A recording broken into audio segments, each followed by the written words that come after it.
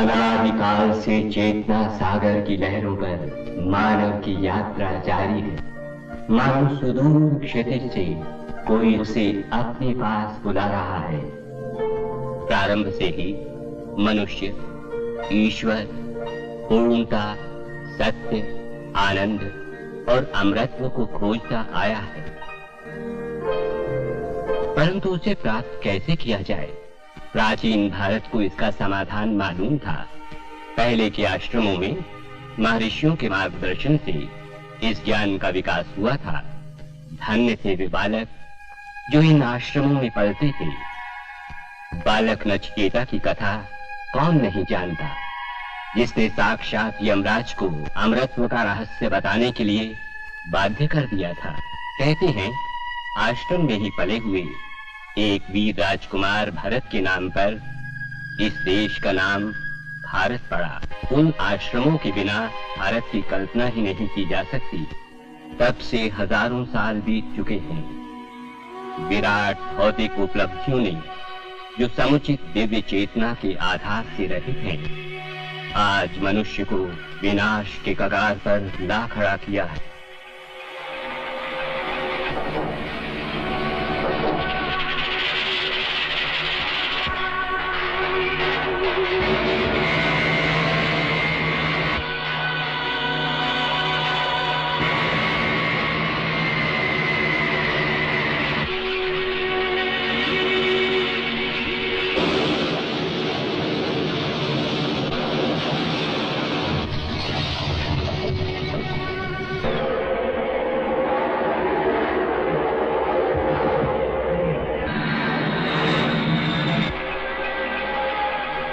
किंतु श्री अरविंद का कहना है कि मनुष्य को अपनी चेतना का और भी विकास करना होगा। जब भौतिक जगत और आध्यात्मिक स्वर्ग परस्पर मिलकर एक हो जाएंगे, तभी एक नए युग का अभ्युदय होगा। श्री अरविंद का ये संदेश प्रसारित होता है उनके आश्रम पांडिचेरी से, जो कभी वैदिक महर्षि अगस्त्य की आश्रम भूमि वेदपुरी कहलाती थी। सन 1910 में जब श्री अरविंद राजनीतिक गौरव के शिखर पर थे, वे अपनी अंतरात्मा का निर्देश पाकर पांडिचेरी चले आए। यहीं पर उन्होंने पूर्ण योग की साधना की और उसे प्रकाश में लाए। योग परमात्मा से मिलने की प्रक्रिया है, पर केवल अज्ञान से निकलकर दिव्य ज्ञान प्राप्त करना ही श्री अरविंद के पूर्ण योग का उद्देश्य नहीं, बल्कि ये है कि उस दिव्य ज्ञान की पराशक्ति को तन मन उन्हें नए रूप में संवारा जाए, जहां दैवी शक्ति प्रकट हो सके और स्थूल तत्व में भी दिव्य जीवन की सृष्टि हो सके। सन 1920 में जब श्री अरविंद की आध्यात्मिक सहयोगिनी श्री मां स्थायी रूप से पांडिचेरी में रहने आ गईं, तभी से आश्रम एक स्वरूप ग्रहण करने लगा और उसका द्रुत विकास होने लगा। श्री मां का कहना है कि हमें प्रार्थना करते हुए कार्य करते रहना चाहिए, क्योंकि कार्य ही ईश्वर के प्रति देह की सर्वोत्तम प्रार्थना है। ये बस्ती 2000 से अधिक व्यक्तियों के कार्यकलापों से गूंजती रहती है। इनमें से कुछ वे पुराने लोग हैं जिन्होंने इस शताब्दी के प्रथम दशक में श्री अरविंद के क्रांतिकारी सहयोगियों के रूप में इतिहास रचा था। इनके अलावा यहाँ सैकड़ों तेजस्वी युवा हैं। 8 वर्ष के हों या 80 वर्ष के, यहाँ सभी श्री मां की संतान हैं। श्री मां 1962 तक प्रतिदिन प्रातः बालकनी में आकर आशीर्वाद देती थी और तब आश्रम की दिनचर्या आरंभ होती थी। छात्र और अध्यापक जाते श्री अरविंद अंतर्राष्ट्रीय शिक्षा केंद्र में, जहां ऐसी शिक्षा पर जोर दिया जाता है जो छात्रों के व्यक्तित्व के सर्वांगीण विकास में सहायक हो।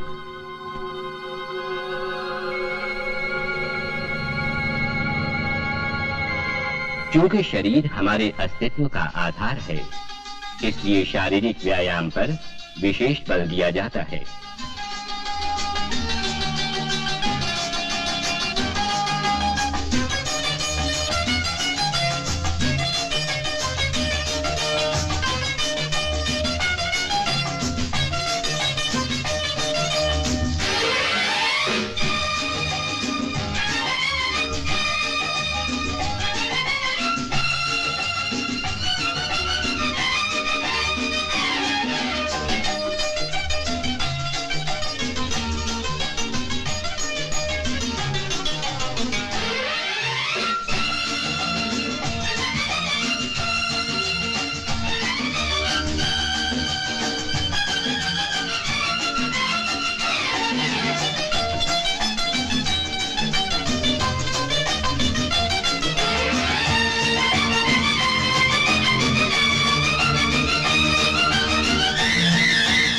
शारीरिक प्रशिक्षण विभाग पूर्व और पश्चिम की पद्धतियों का मिश्रण करके न केवल सामूहिक व्यायाम की रूपरेखा तैयार करता है, बल्कि प्रत्येक व्यक्ति को किस प्रकार के व्यायाम की जरूरत है ये भी बताता है।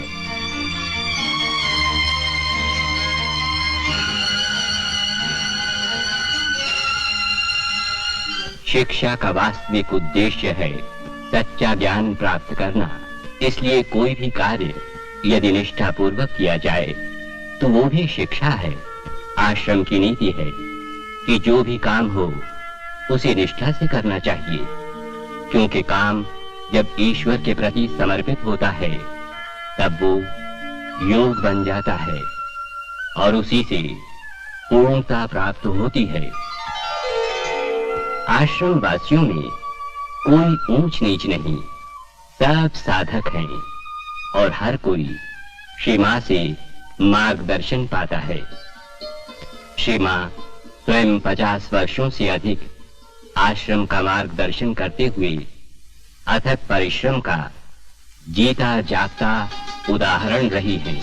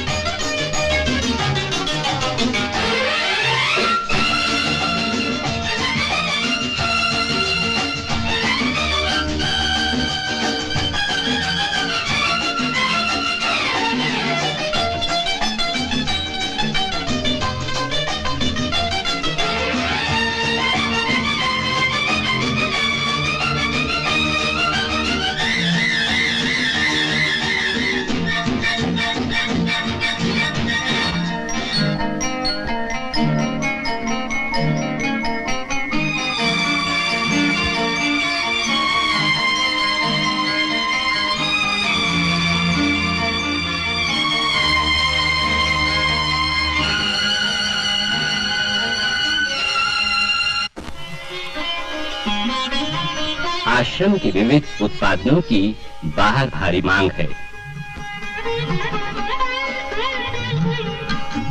बंबई में आयोजित इन वस्तुओं की एक प्रदर्शनी में दर्शक उनकी कलात्मकता की प्रशंसा कर रहे हैं।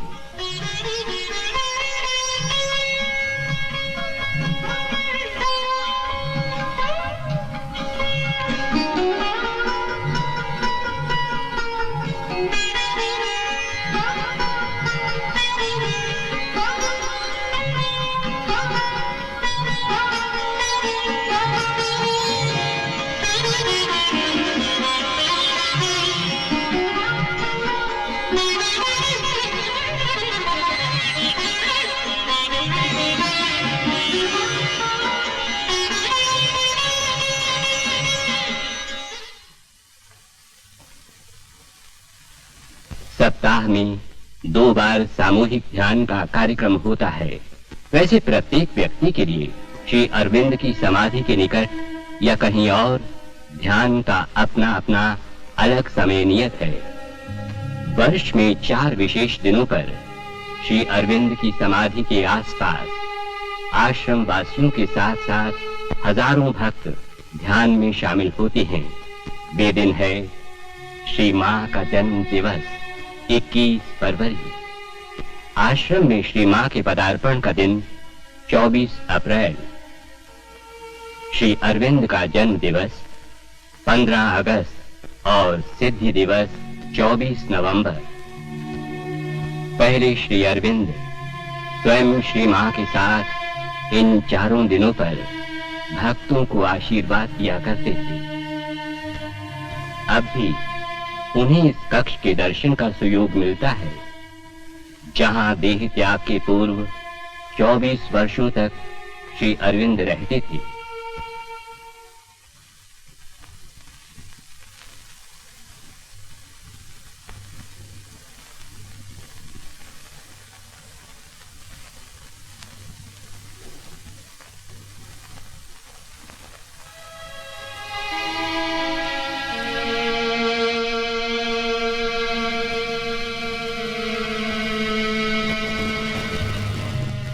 क्षिपा यहाँ है। अंधकार की शक्तियों के बीच प्रखर प्रकाश की तरह व्याप्त बुराइयों के शमन के लिए, अज्ञान में पड़े विश्व के दुखों को दिव्य आनंद में बदल देने के लिए, मानव के युद्ध विदीर्ण हृदय के लिए मैं शांति हूं। मैं दयामय हाथों में आशीर्वाद लिए हुए शुभ वरदान हूं। मैं जीवन के कोलाहल के बीच की नीरवता हूं। मैं ब्रह्मांड में प्रवाहित ज्ञान की धारा हूं।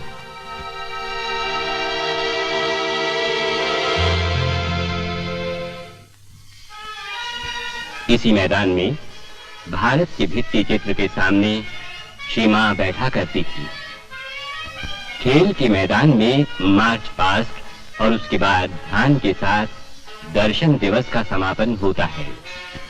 श्री अरविंद आश्रम मानव के उन्नत भविष्य के काम में लगा हुआ है। उस नवयुग के अभ्युदय के लिए, जब आध्यात्मिक चेतना से जागृत भारत एक दिन संसार को बताएगा कि मनुष्य की वास्तविक नियति क्या है। साधकों से अपेक्षा है कि वे शरीर का भी ऐसा विकास करें कि वे उस महांतर चेतना को धारण कर सकें। श्री अरविंद का संदेश समस्त धर्म और जाति की सीमाओं से परे समूची मानवता के लिए है। आश्रम में विश्व के हर भाग से आए हुए लोग हैं। वे ईश्वर के प्रति समर्पण की भावना से साधना करते हैं। वे सत्य की आकांक्षा रखते हैं और मिथ्या को ठुकराने का निरंतर प्रयास करते हैं।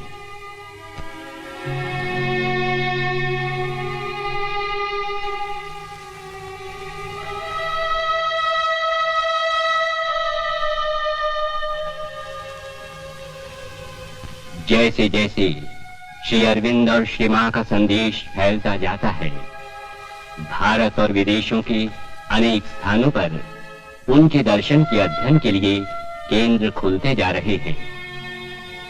उड़ीसा के ऐसे ही 2 केंद्रों में श्री अरविंद के पार्थिव अवशेष पहुंचने पर उनका भारी स्वागत हुआ और बाद में वे वहीं समाधिस्थ किए गए।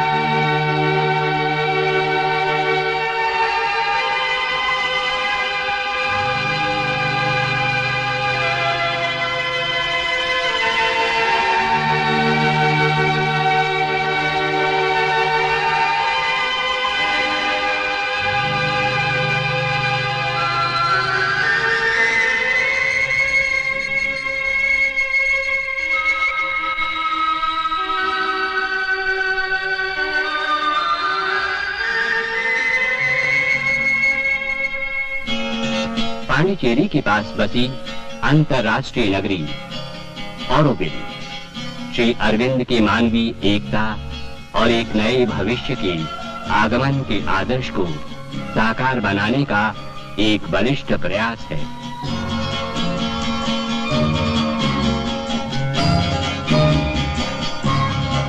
पृथ्वी पर कहीं एक ऐसा स्थान होना चाहिए जहां मनुष्य अपनी सद्भावनाओं, अपनी आकांक्षाओं के प्रति निष्ठा के साथ सर्वोपरि सत्य की एकमात्र सत्ता के अधीन स्वच्छंदता पूर्वक विश्व नागरिक बनकर रह सके।